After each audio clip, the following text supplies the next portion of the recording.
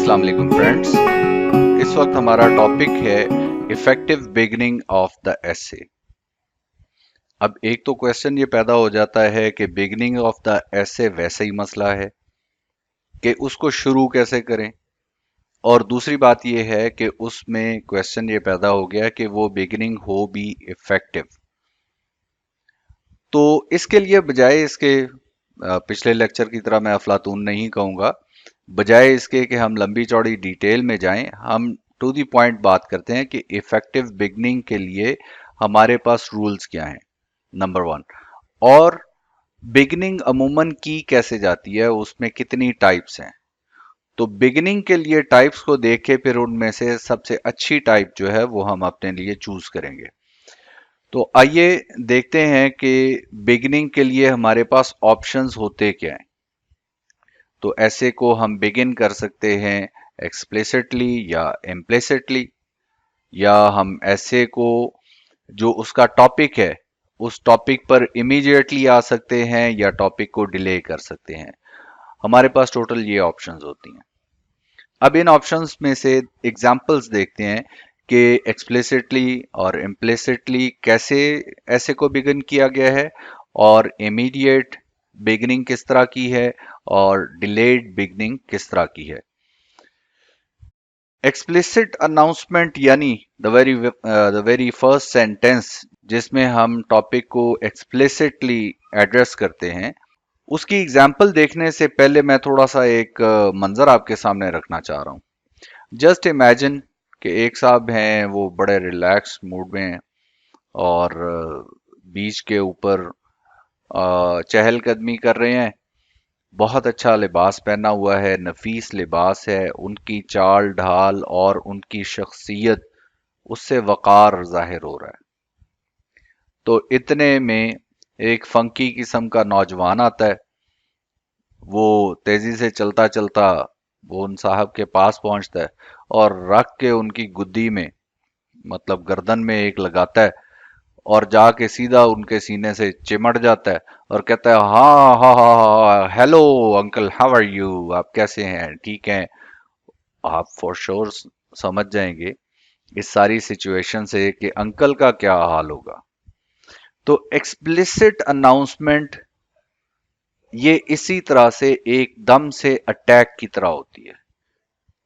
ठीक है जी, सडन और सरप्राइजिंग और ऑल एट वंस, जैसे कोई आराम से अपनी इमेजिनेशन में खोया हुआ है और रख के उसके सर में हथौड़ा मारा।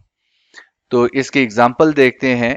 टॉपिक है हमारे पास the causes of the failure of democracy in Pakistan. इसमें देखते हैं कि एक्सप्लिसिट अनाउंसमेंट किस तरह से बनाई गई है। ओह, ये जिस तरह से आके गिरी है अनाउंसमेंट, यही इफेक्ट होता है रीडर के ऊपर। तो अनाउंसमेंट इस तरह से है, because of ambiguous perception of democracy, democratic institutions did not take firm root in Pakistan. यानी राइटर ने किया ये है कि टॉपिक के ऊपर सबसे पहले उसने थीसिस स्टेटमेंट उठा के दे मारी है। यानी एग्जामिनर ने जो क्वेश्चन किया है या जो चीज उसने डिमांड की है, बिल्कुल पहले सेंटेंस के अंदर धम से उसके ऊपर दे मारी है। तो एक्सप्लिसिट स्टेटमेंट का ये इम्पैक्ट होता है, और कहने वाले इस पर ये कहते हैं कि readers do not have to be hit over the head, कि माफी दे दें, ये काम ना करें कि सीधा थोड़ा उसके सर में मारा। तो एक्सप्लिसिट स्टेटमेंट और उसकी सूरत हाल हमने देख ली कि इस तरह से अगर हम बिगिन करते हैं ऐसे को तो क्या हालात पैदा होते हैं। अब हम दूसरी ऑप्शन देखते हैं कि इम्प्लिसिट अनाउंसमेंट क्या कहती है। इम्प्लिसिट अनाउंसमेंट इसी सब्जेक्ट के लिए अगर हम देखें तो मैं शाह साहब की एक बिगिनिंग जो है आपके सामने रख रहा हूं। Democracy of any kind is new to the subcontinent. Now this is polite, this is formal, this is engaging, और साथ टॉपिक पर भी हैं और इम्प्लिसिट भी हैं। सब कुछ बिल्कुल एग्जैक्टली जो टॉपिक का आंसर बनता है वो सारा कुछ नहीं रखा, सीधा टॉपिक पे आए हैं, सिर्फ डेमोक्रेसी एक कीवर्ड यूज किया। सो एक और एंगल देखते हैं।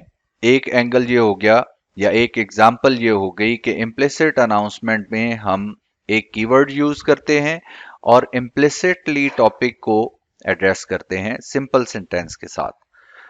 एक और तरीका है इम्प्लिसिट अनाउंसमेंट का, इसी टॉपिक को हम यूं भी कर सकते हैं कि एक रिटोरिक क्वेश्चन वो प्लेस कर दें और फॉर श्योर हमने उसका आंसर जो है खुद ही देना है, ये हम रीडर से नहीं पूछ रहे।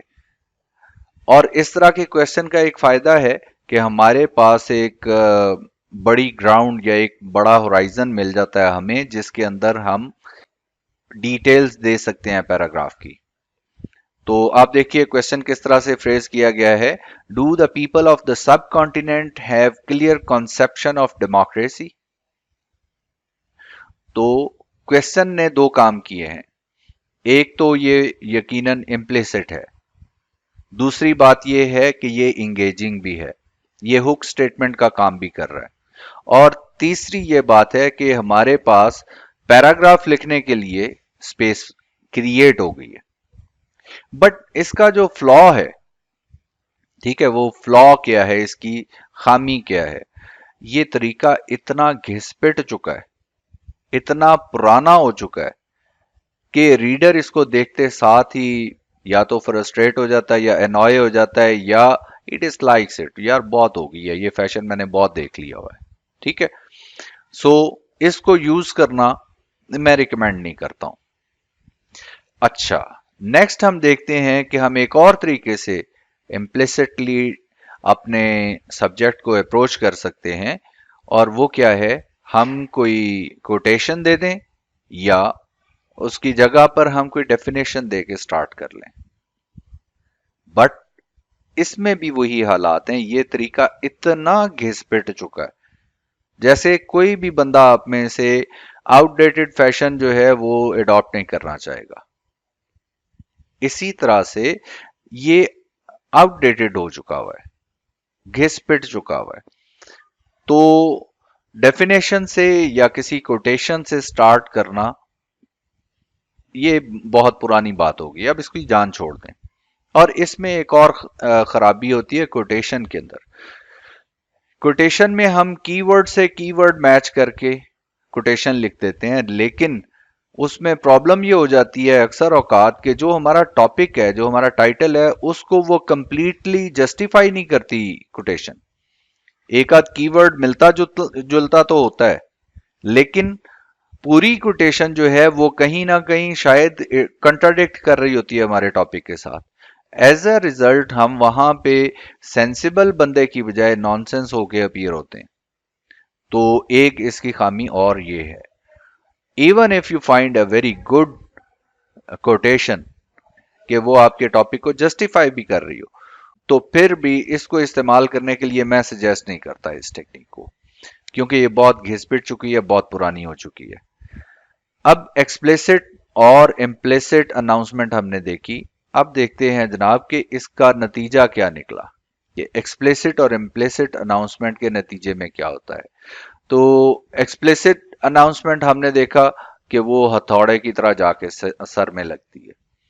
तो हम ये कहते हैं कि readers do not have to be hit over the head. और जो हमने शाह साहब की एग्जांपल देखी कि आप कीवर्ड के साथ आगाज करते हैं और इम्प्लिसिट रहते हैं, ये आपके लिए बेस्ट है। क्योंकि अगर हम क्वेश्चन प्लेस करते हैं या किसी कोटेशन के साथ जाते हैं या डेफिनेशन के साथ जाते हैं, तो क्वेश्चन और कोटेशन, डेफिनेशन, ये तीनों चीजें घिस-पिट चुकी हुई हैं और रीडर को कतन ये किसी तरह से भी इफेक्ट नहीं करती, उसके लिए किसी तरह से भी ये चार्मिंग नहीं होती। सो हमें ये करना चाहिए कि कीवर्ड के साथ आगाज करना चाहिए और इम्प्लिसिटली आगाज करना चाहिए। अब हम जाते हैं जनाब कि इमीडिएट एंड डिलेड अनाउंसमेंट ये क्या होती है। नामों से ही जाहिर होता है, इमीडिएट आप फॉरन टॉपिक पे आ जाते हैं, ठीक है, पहले सेंटेंस में टॉपिक में आ जाते हैं, और डिलेड इसकी भी एग्जांपल देखिए। इमीडिएट अनाउंसमेंट के लिए मेरे पास एग्जांपल है E.M. फॉस्टर की, उसका टॉपिक है क्यूरोसिटी। तो वो क्या करता है, पहले सेंटेंस में ही अपने टॉपिक पे आ जाता है। उसका आगाज, उसकी बिगिनिंग देखिए, curiosity is one of the lowest human faculties. तो इसमें उसने क्या किया है कि कीवर्ड जो है वो सबसे पहले रखा है और उसके बाद उसके मुतालिक एक जेनेरिक स्टेटमेंट इस तरह से दी है कि वो थोड़ी बहुत स्पेसिफिक भी है, नंबर वन। और नंबर टू, वो एक्सप्लिसिट नहीं हो रहा, वो इम्प्लिसिटली बात कर रहा है कि कीवर्ड मैंने दे दिया है, उसकी एग्जैक्ट फीचर्स जो मैंने डिस्कस करने हैं या उसकी एग्जैक्ट जो एस्पेक्ट्स मैंने डिस्कस करने हैं वो नहीं दे रहा। तो ये है अनाउंसमेंट का इमीडिएट तरीका। अब देखते हैं डिलेड तरीका क्या है। एक टॉपिक है जी कैंप, जिसे हम कहते हैं ग्रो। जैसे आप कहते हैं पॉलिटिकल पार्टीज के लिए कि ये इस पार्टी का कैंप है, ये इस पार्टी का कैंप है, या फलां बंदा उस पार्टी के कैंप में है, फलां बंदा उस पार्टी के कैंप में है। तो टॉपिक है कैंप। तो देखिए इसकी बिगिनिंग कैसे की गई है, अब इंतजार फरमाइए, बड़े आराम से आगाज होगा।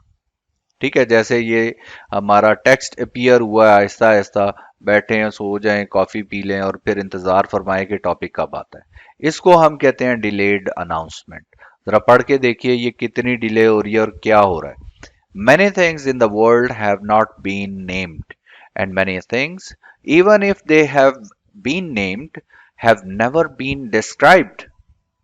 One of these is sensibility, unmistakably modern, a variant of sophistication but hardly identical with it, that goes by the name of camp.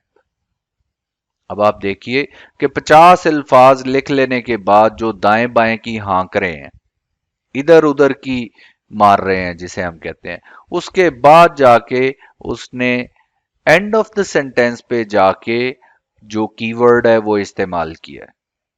इस तरह की जो अनाउंसमेंट है इसको हम कहते हैं डिलेड अनाउंसमेंट। और डिलेड अनाउंसमेंट का नुकसान क्या होता है कि रीडर, उसके पास इतना टाइम नहीं है, इतना फालतू दिमाग नहीं पड़ा हुआ कि वो दुनिया जहान की दास्तानें सुने, अलिफ लैला की दास्तान भी उसमें हो और वगैरह वगैरह, और फिर आधे घंटे के बाद जाके उसको पता चले जनाब टॉपिक ये है, या हम टॉपिक के मुतालिक ये कहना चाहते हैं, या हमने टॉपिक अब स्टार्ट किया है। ठीक, सो डिलेड अनाउंसमेंट ये भी इंतहाई नुकसानदेह है। तो अब हम देखते हैं कि हमने इस सारी डिस्कशन में सीखा क्या है। हमने इस सारी डिस्कशन में से सीखा है कि बेस्ट एग्जांपल है ईएम फॉस्टर की, जो इमीडिएट भी है और इम्प्लिसिट भी है। तो हमें भी इमीडिएट और इम्प्लिसिट स्टेटमेंट से आगाज करना चाहिए। इस तरह की जो बिगिनिंग है वो इफेक्टिव बिगिनिंग होती है। जैसे ईएम फॉस्टर ने क्या कहा है, curiosity is one of the lowest human faculties. तो उसने कीवर्ड पहले सेंटेंस में इस्तेमाल किया और उसमें भी सब्जेक्ट ऑफ द वर्ब की जगह पे रखा है, जो सबसे ज्यादा वेट रखता है सेंटेंस के अंदर, नंबर वन। नंबर टू, उसने अपने आइडिया को या अपनी अप्रोच को इम्प्लिसिट रखा है, एक्सप्लिसिटली नहीं एक्सप्रेस किया। सो फ्रेंड्स, इन टेक्निक्स को देख के हमें यह पता चला कि बिगिनिंग जो है वो इमीडिएट होनी चाहिए और इम्प्लिसिट होनी चाहिए। See you in the next video, take care, अल्लाह हाफिज।